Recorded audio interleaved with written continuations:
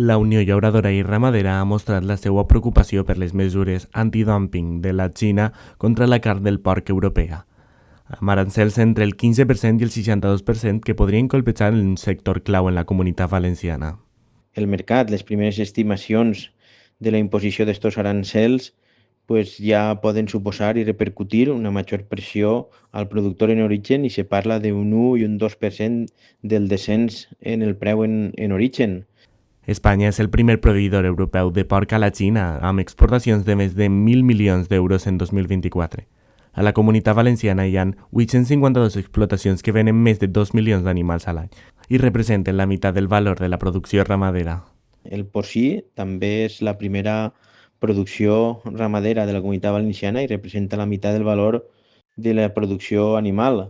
A més, principalment està ubicada en eixes zones d'interior desfavorides i en risc de despoblament, el qual també ens preocupa.